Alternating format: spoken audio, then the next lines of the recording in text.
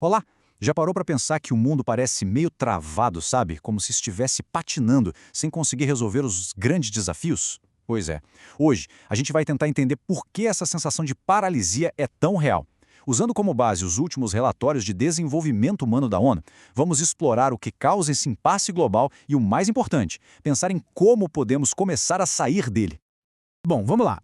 Essa citação que está logo no comecinho do relatório já resume perfeitamente o grande paradoxo do nosso tempo. A gente nunca esteve tão conectado, economicamente, digitalmente, até ecologicamente, mas ao mesmo tempo, nossa capacidade de agir em conjunto em problemas gigantescos, como as mudanças climáticas ou pandemias, parece que ficou para trás. É essa tensão, essa frustração que meio que define a nossa era. E essa frustração toda não é só uma ideia abstrata, não. Ela tem um impacto muito real e profundo na vida das pessoas. Esse número aqui ele é assustador. Metade da população do mundo sente que tem pouco ou nenhum controle sobre a própria vida. Pensa só nisso. É um sentimento generalizado de impotência, como se o nosso futuro estivesse sendo decidido por forças que estão totalmente fora do nosso alcance. Então, vamos analisar mais a fundo o que os relatórios estão chamando de impasse global. O que é isso exatamente e, afinal, de onde veio? Olha que interessante este gráfico. Apesar de todo o papo que a gente ouve sobre desglobalização, a nossa conexão econômica, na verdade, não está diminuindo. Ela se estabilizou num patamar historicamente muito alto. A realidade é que nós estamos mais entrelaçados do que nunca. Não dá para simplesmente apertar um botão e se desconectar um do outro, sabe? E é isso que torna a nossa dificuldade de cooperar ainda mais perigosa.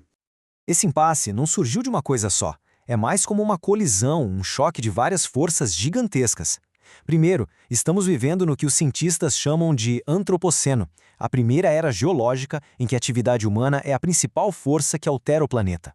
Ao mesmo tempo, a revolução digital está virando nossas sociedades de cabeça para baixo, enquanto a polarização política e a desconfiança mútua só aumentam.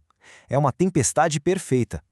E o resultado final dessa colisão toda é justamente a paralisia.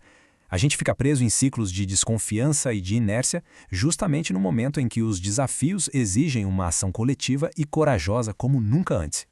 E essa paralisia em nível global, claro, se traduz diretamente em sofrimento e insegurança para a vida de cada um. Vamos ver como isso aparece no dia a dia. Essa citação do relatório vai direto ao ponto. Viver num mundo tão instável tem um custo psicológico enorme. A ansiedade, o estresse, não são só sentimentos individuais ruins. Eles acabam funcionando como um freio de mão puxado para o desenvolvimento humano em larga escala. E este gráfico aqui ilustra bem os vários lados da insegurança hoje em dia. Não é só uma questão de dinheiro. É a angústia mental, a preocupação com o futuro do planeta, a tal da ecoansiedade, e também um aumento das desigualdades e da violência. Tudo isso está interligado, criando um fardo, um peso muito grande para as pessoas no mundo todo. Ok, mas para entender de verdade esse impasse, a gente precisa ir além dos sintomas. Temos que olhar para as causas mais profundas, para as ideias e modelos que muitas vezes, sem a gente nem perceber, acabam moldando as nossas políticas. Essa é a grande questão, né?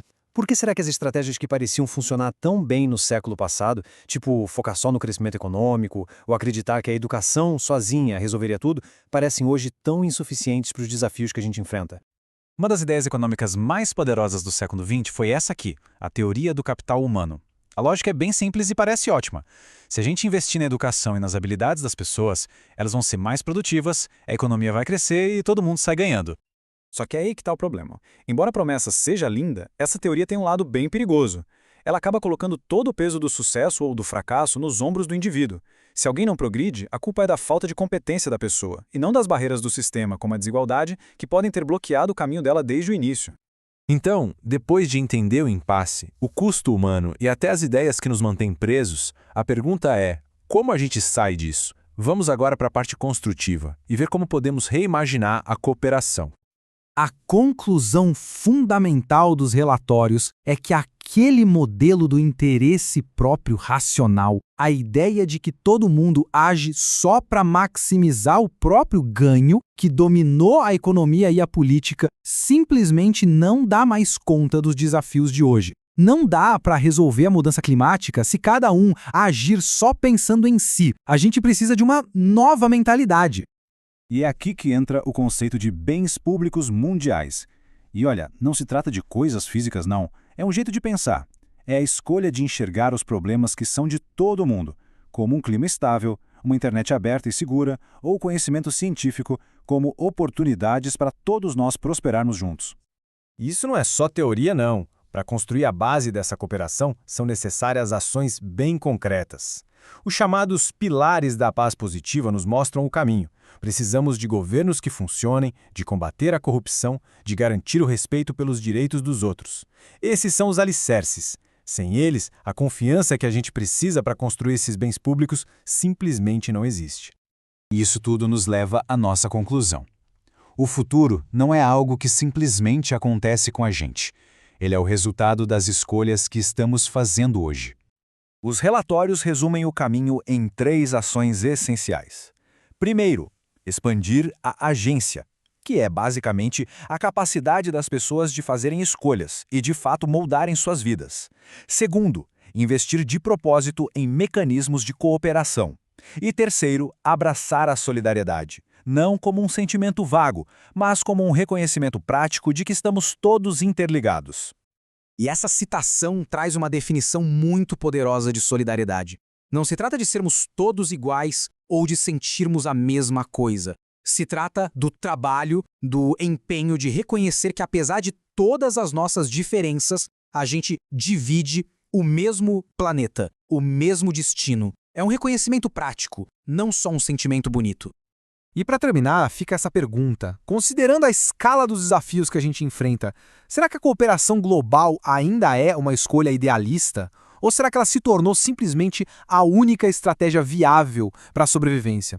A resposta a essa pergunta talvez defina o nosso futuro. Obrigado por acompanharem esta análise.